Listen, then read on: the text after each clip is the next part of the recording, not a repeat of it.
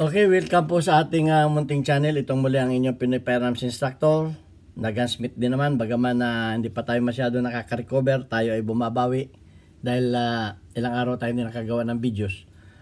Okay, ang bibigyan ko ngayon ng kasagutan ay yung mga hindi ko na hinanap yung mga tanong. Ito yung una pang tanong dahil nung tinanong ito wala pa akong bull barrel. Ayan, ito yung bull barrel. Kung mapapansin niyo ang bull barrel ay wala ditong bushing. Okay, walang barrel bushing. So paano daw magbaklas nito?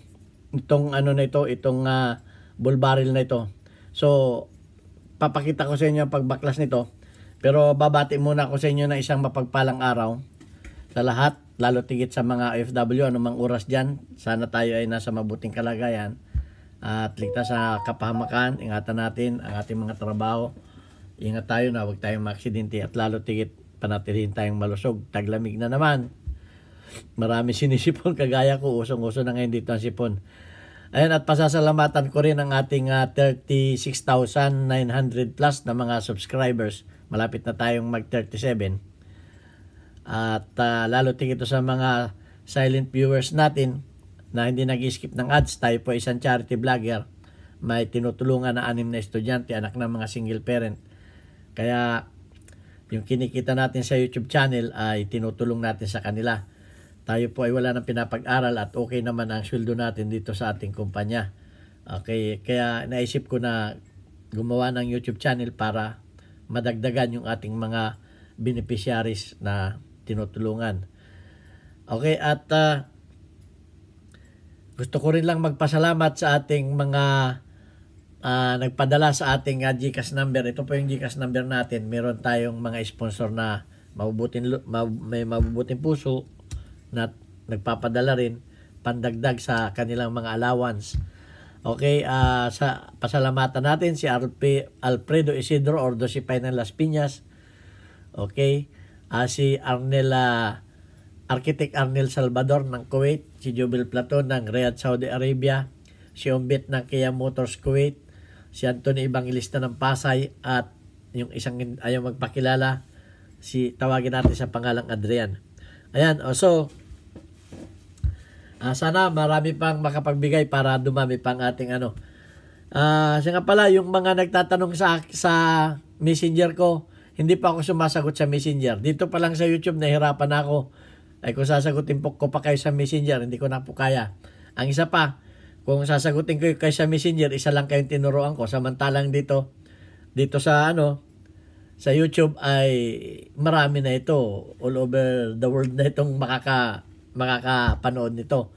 So ayan, hindi po ako at hindi rin po ako nagtuturo ng mga pag-modified. Bawal po sa YouTube yung pag-modified na mga baril. Yung mga sira lamang ang ating ituturo. Kaya hindi ko rin tinuturo yung pagkukrom. Okay, yan po ay matatanggal tayo sa YouTube. Tayo po ay dapat sumunod sa community guidelines. Ayan, tatanggalin na natin ito. Tutungan natin yung ating camera. Ayan. Okay.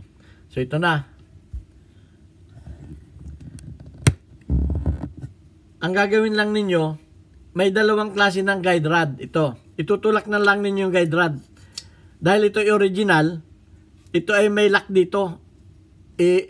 Ano lang ninyo itong lock dito, Yan, Yun. Umangat yung parte na yun. Pag umangat yung parte, napakadali po nitong tanggalin, ayan, At yan ay lalabas na yan. Okay. Ito yung isang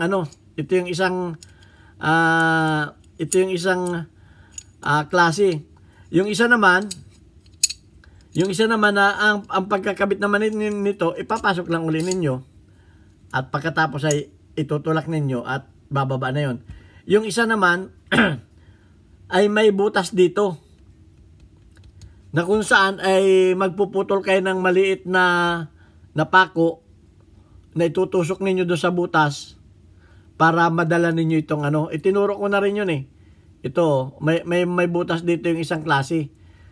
Tutusok ninyo doon. Tama lamang na mahaba ng konti dito sa diameter nito para madala yung kanyang bushing. Okay, ito naman ay pipindutin lang ninyo dito para umangat yung kabilang dulo. Ayun.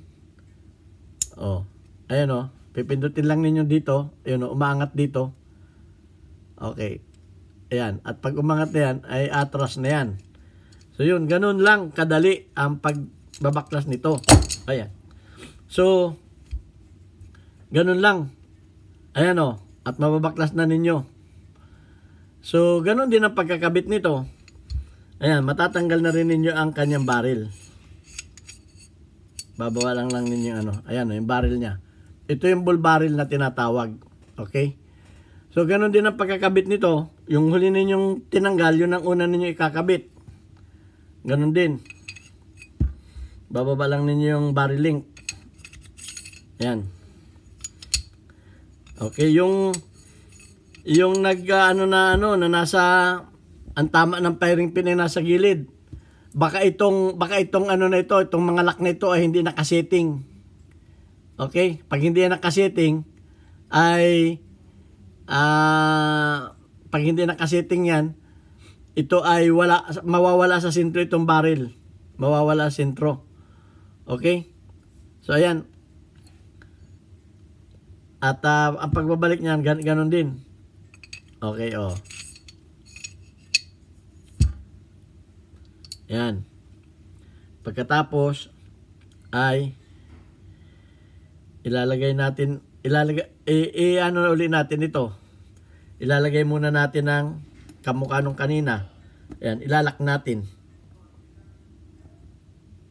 Ayun, nakalak na siya. Para pumasok na siya dyan.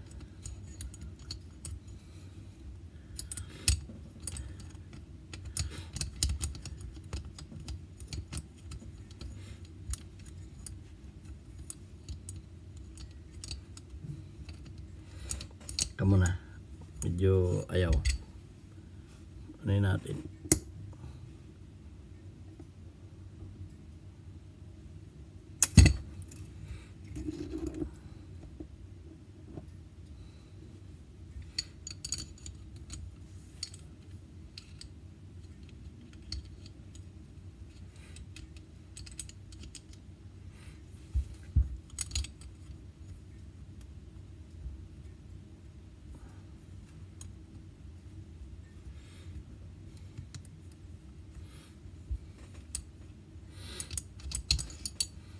Sobrang taas nito.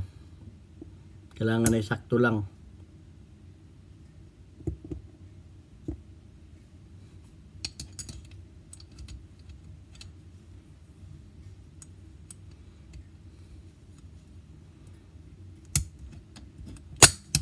Ayun. Ayan, nakakabit na siya. At ganun lang siya kadali. Okay? At pwede na natin siya uling ikabit dito. Okay, ayan. At ito ang inyong Pinoy Firearms Instructor. Sana may natutunan kayo dito. Ganun lang yung mga namumroblema ng pagkakabit ng pagtatanggal ng mga bull barrel. Ng mga ano yung lock niya? Ng mga 1911. Ganun lang ang pagkakabit. So ayan, ito ang inyong Pinoy Firearms Instructor. Sumasakit na yung aking lalamunan.